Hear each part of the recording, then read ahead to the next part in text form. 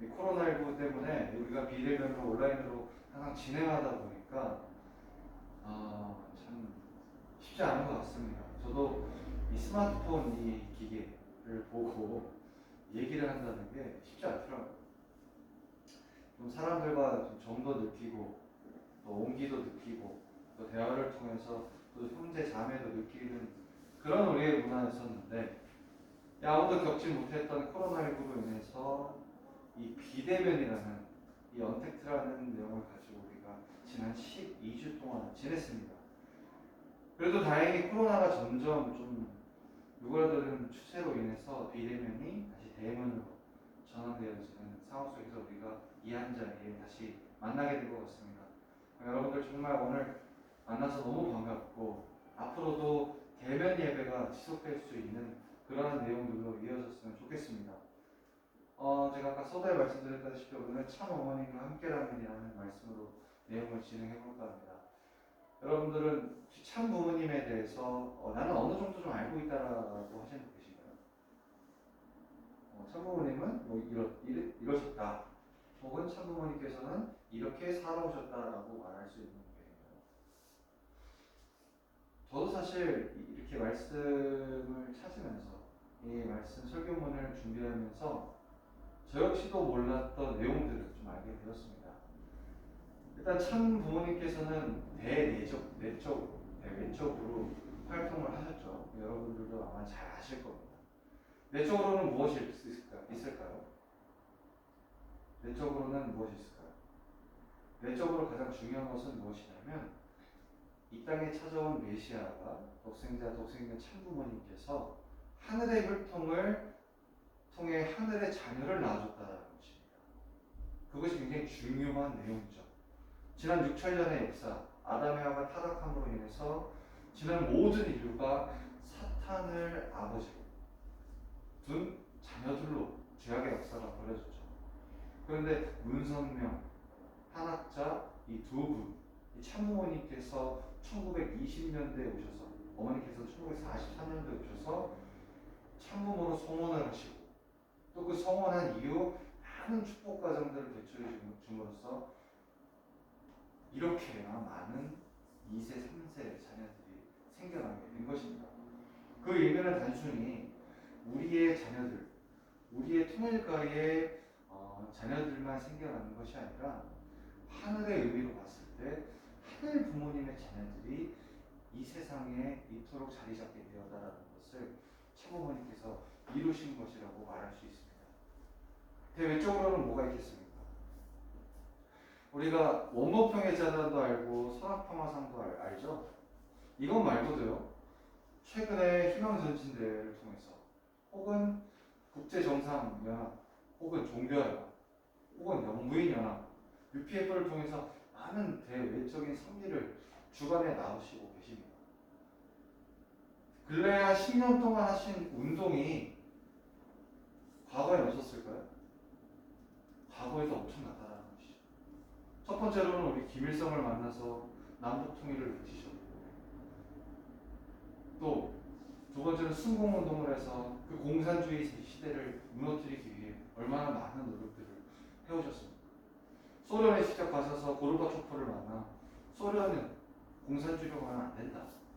민주주의, 하나님주의로 가야 된다라고 말씀하셨던 내용들을 우리는 말씀을 통해서, 말씀 영상을 통해서, 우리 부모님을 통해서 참 부모님의 대내외적인 활동들을 보곤 했습니다. 그래서 아마도 이러한 많은 활동들, 이러한 역사적 사실을 기반으로 한 심리적 내용들을 진행해 나오셨던 참부모님의 삶을 한 단어로 사실은 요약해서 말하기는 굉장히 어렵다고 생각합니다. 근데 제가 송구스럽게도 한 단어로 한 문장으로 요약을 해보았는데요. 바로 하늘 부모님의 한을 풀어내주고 또 하늘 부모님을 해방시킴과 동시에 죄악의 인류 역사, 사탄과의 연결 고리를 끊었던 분이라고 정리를 해보았습니다. 여러분들, 우리 어머님께서 아버님 성화 이후 독생녀를 선포하시고 본인이 독생녀다, 참 아버님과 같은 격으로 참부모로 오시어 이 땅에 재림 메시아로 오셨다라고 말씀을 하시고 계십니다. 근데 많은 사람들이 사실 혼란이 있었죠. 그것은 왜냐? 원리를 몰랐기 때문에. 우리가 참 부모님과 참 아버님께서 살아 계셨을 그 이전부터 하나가 되지 못했기 때문에 아버님 성화 이후 어머님께서 다른 소리, 옳은 진리를 말씀하셔도 우리가 몰랐던 사실을 우리는 선배들을 통해서, 우리 친구들을 통해서, 혹은 우리 교회를 떠나간 사람들을 통해서 알 수 있습니다. 그렇기 때문에 우리가 정말로 지상에 계시는 어머니께서 요새 많이 말씀하시죠. 본인의 살 수명이 얼마 남지 않았다. 어머니 나이가 연세가 78이십니다. 인간이 100세라고 쳤을 때 22년밖에 안 남았죠. 근데 사실 어머님께서 100세까지 사실지는 사실 저는 걱정이 됩니다. 몇십 분의 자녀를 낳으셨고 또 얼마나 많은 고행의 길을 가셨습니까? 그렇기 때문에 어머님께서 사실 날이 얼마 남지 않았다라고 저희들에게 굉장히 강조하시고 계시는 것 같습니다. 그렇기 때문에 남은 그 기간 동안 우리가 절대적으로 참 어머님과 하나 되어서 이 섭리의 주인이 될 수 있고 이 섭리의 선봉장이 될 수 있도록 우리가 살아가야 된다는 것입니다. 우리가 20대 초중 후반으로서 이제 앞으로 세상에 나아가려고 본격적으로 준비를 하고 있는 세대입니다. 특히 요즘에 BTS 이런 사람들이 굉장히 유명해졌잖아요. 그 사람들 나이가 사실은 저희 나이 또래입니다. 저보다 더 어리고 여러분들 나이 또래겠죠. 그 사람들이 뭐가 잘나서 뭐가 영민해서 세계가 인정하고 세계가 주목받는 사람이 될까요? 오히려 그들보다 더 나은 영적인 배경, 그런 모든 것들이 우리가 더 나은데 우리가 그들처럼 될 수 있지 않을까라는 생각을 하게 됩니다. 참 어머니께서도 나와 함께 같이 나아가게 된다면 모든 것을 다 이룰 수 있다고 말씀하십니다. 그것은 왜냐? 바로 우리가 하늘 부모님과 참 부모님의 혈통이기 때문입니다. 사탄과 연결 고리를 가지고 있는 사람들도 저렇게 호의호식하며 잘 살고 있는데 하물며 우리 축복 가정 2세 3세 자녀들은 하늘 부모님과 참 부모님과 하나 된 혈통의 자녀로서 무엇이 들었겠습니까? 그렇기 때문에 여러분들이 하늘 부모님과 참 부모님과 하나 되어서 하루하루를 살아갈 수 있는 여러분들이 되시기를 바랍니다. 참 부모님과 하나 되려면 우리는 어떠한 단계를 밟아나가야 될까요? 그렇다면 우리는 참 어머님과 하나 되기 위해서 어떠한 준비를 해야 될까요? 그래서 제가 세 가지를 준비해 보았습니다.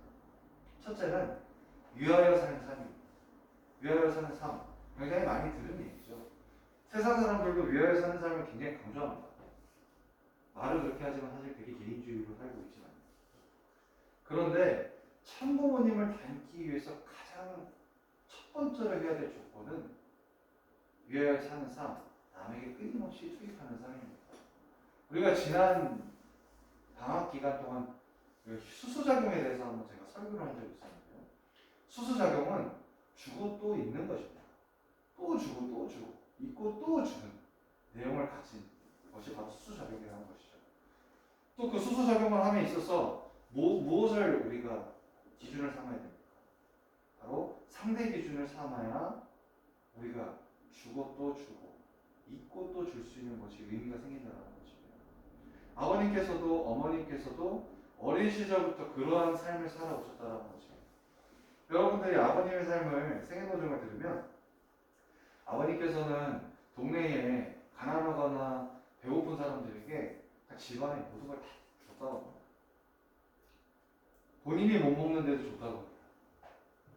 또 아프고 혹은 생각이 많고 고통스러운 사람이 있다면 본인이 피눈물을 흘리면서까지도 정성을 들이셨던 내용들을 우리는 생애도중을 통해서 알 수 있습니다. 어머니께서는 어떠십니까? 어머니께서 아버님과 성원하시고 많은 식구님들을 해외 선교를 보내셨을 때 어머님 자서전에 그런 말씀이 있습니다. 그 당시 해외 선교를 보냈을 때는 정말 죽음을 무릅쓰고 가는 때라고 하셨습니다. 왜냐하면 우리 그 당시에 통일가의 모습들이 정말 안 좋게 각 나라에 비춰져서 특히 일본에 갔던 최봉춘 선교사 그분은 엄청난 내지를 당하면서도 선교를 하셨다고 합니다. 인류의 어머니이신 참 어머님이 그 선교사를 보았을 때 말로는 못하지만 속으로는 억장이 무너지는 심정을 가졌다라고 자서전에 나와 있습니다. 그러니까 이러한 참 부모님의 이 위하여 사는 삶이 우리에게 어떻게 투영되고 받아들여질까라는 것에 대해서는 우리가 진지하게 생각해 볼 필요가 있다는 것입니다. 우리가 참 어머님과 하나 되기 위해서 위하여 사는 삶, 그것들이 먼저 갖춰져야만 우리가 참 어머님처럼 참 어머님과 함께 이 섭리를 나아갈 수 있게 된다는 것입니다. 두 번째는 기도와 정성입니다. 기도는 왜 하냐? 기도는 왜 하는 것이냐? 기도는 바로 내가 하늘 부모님의 일을 하겠으니 당신과 나의 연을 맺기 위해 하는 의식이라고 생각하시면 됩니다. 그러니까 하늘의 연을 맺는 의식이라고 생각하시면 됩니다. 하늘과 도장을 찍는 순간이라고 생각하시면 됩니다. 내가 하늘의 뜻을 하겠으니 하늘 부모님 도와주십시오. 이렇게 도장을 찍는 계약을 하는 거라고 또 얘기를 할 수 있겠죠. 또 이런 기도를 하면 하늘 부모님께서도 공명하셔서 저희들에게 계시나 혹은 각 사람마다 하늘 부모님께서 주시는 내역 사랑을 느낌들을 주시곤 합니다. 그랬을 때 우리는 참 부모님이 가시는 섭리의 길을 온전히 받아들일 수 있고 온전히 깨우칠 수 있게 된다는 것입니다. 그럼 정성은 무엇이냐? 정성은 내 주변에 온전히 받아들일 수 있는 환경권을 만들어 놓는 것입니다. 여러분들이 이 섭리를 나가는 데 있어서 사실 쉽지 않습니다. 섭리가 얼마나 어렵습니까? 우리 부모님들 신종적 메시아 천국에 등재하기 위해서 얼마나 많은 시간과 얼마나 많은 돈을 투자하고 계십니까? 그리고 자서전 복음 77권 지금 많은 식구님들이 하시고 계시잖아요. 사실 이것도 굉장한 비용이 들고 굉장한 시간 할애가 필요합니다. 그러면 그때마다 식구님들은 지치고 힘들고 어렵고 정말 피눈물이 날 수 있는 환경권에 지내고 있다는 사실 아마 여러분들도 여러분 부모님을 통해서 혹은 다른 식구님들을 통해서 보았을 것입니다. 그럼에도 불구하고 그분들이 하는 이유가 없고 있습니다. 바로 참 부모님과 참 어머님과 하나 되기 위해서. 그런 정성이 그런 악조건의 환경권에 있다 하더라도 우리가 그것을 온전히 받아들일 수 있는 힘, 그것이 바로 기도와 정성으로 이루어진다는 것입니다. 세 번째는 보고하고 문의하기입니다. 여러분들 천성명에 보시면 하늘 부모님의 책임 분담이 95%고 인간의 책임 분담이 5%라고 하잖아요. 천성명에 정확히 텍스트로 그렇게 돼 있습니다. 인간의 책임 분담 5%가 보고하고 문의하기라고 합니다. 우리 아담 에와가 청소년 시절에 16세 때 타락했을 때 헤아가 만약 루시엘과 잘못된 관계를 맺었을 때 하늘 부모님 제가 루시엘과 잘못된 사랑의 관계를 맺었습니다. 정말 죄송합니다. 제가 용서를 구합니다라고 했다라면 아마 인류의 역사가 이렇게 죄악의 인류 역사가 흐르지 않았을 것입니다. 그런데 그때 헤아는 보고하고 문의하지 않았기 때문에 아담까지도 타락을 한 것이고 지금까지의 내용들을 가져가게 된 것이죠. 여러분들도 마찬가지입니다. 여러분들도 축복을 받고 난 이후에도 부모님과 잘 소통할 수 있는 내용들을 가져야 됩니다. 제가 지지난번에 설교 시간 때 이런 말씀을 한 적이 있습니다. 우리 가정에서는 부모님이 하늘 부모님, 참 부모님의 입장에 계신다라는 말씀을 한 적이 있습니다. 우리가 참 어머님의 전화번호 모르잖아요. 참 어머님한테 전화해서 제가 알겠습니다 보고할 수 없잖아요. 그렇기 때문에 참 어머니께서 세워주신 우리 부모님, 참 부모의 입장에 계시는 우리 부모님에게 여러분들이 보고하는 삶, 그리고 내가 고민이 있을 때 내가 어떻게 해야겠다라는 이 문의하는 삶을 살 줄 알아야만 여러분들이 참 부모님과 하나가 될 수 있다는 것입니다.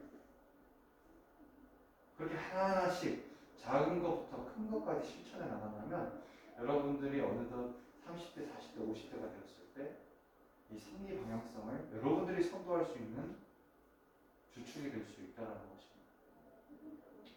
지금 현실 우리가 많은 축복가정 2세, 3세 자녀들이 어려움이 있습니다.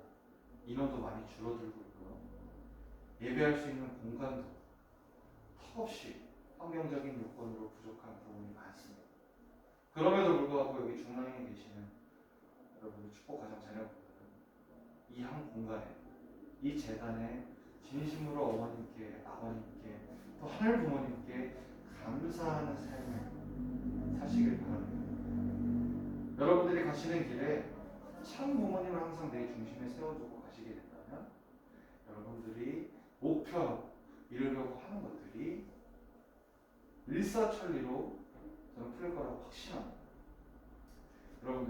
여러분들은 그리고 우리는 6천년 만에 찾은 하늘 부모님의 자녀입니다. 그토록 원하셨던 하늘 부모님의 자녀라는 것입니다. 그렇기 때문에 여러분들이 6천년의 소망을 가지고 6천년의 하늘 부모님의 사정과 또 소원을 가지고 하루하루를 사시기를 바랍니다. 참 부모님께서 보여주셨습니다. 참 부모님께서도 메시아 자각을 하기 전부터 그리고 메시아 자각을 하기 그 순간까지도 우리와 같은 고민, 우리와 같은 어려움이 똑같이 있었습니다. 그런데 참 부모님은 그것을 우리들에게 어떻게 가야 될지를 삶으로 보여주셨고 말씀으로 남겨놓으셨습니다. 그래서 그러한 삶, 그런 말씀들을 토대로 참 부모님과 꾸준히 하나 되기 위해서 노력하는 여러분이 되시기를 간절히 바라면서 하늘 부모님과 일체되는 삶을 살아가는 중앙교회 청년대학생이 되기를 축원합니다. 그러면 축도드리겠습니다. 고맙고 감사하신 하늘 부모님, 이 땅에 찾아와 승리 없인 천재인 참 부모님, 이렇게 대면 예배를 들을 수 있게 해주심에 진심으로 감사드리옵나이다. 저희들 12주 동안 비대면 예배를 진행함에 있어서 얼마나 많은 일들이 있었고 얼마나 많은 시대적 상황이 변경되었는지를